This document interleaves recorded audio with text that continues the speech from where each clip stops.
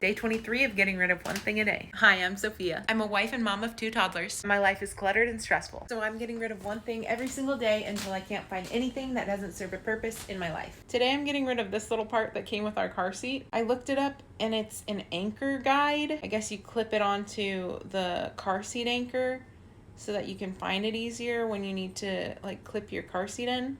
But we've never used this and I don't think we need it. So I guess I'll donate it in case someone else knows what it is. I don't know if they keep these kinds of things at donation stores, but it's perfectly brand new.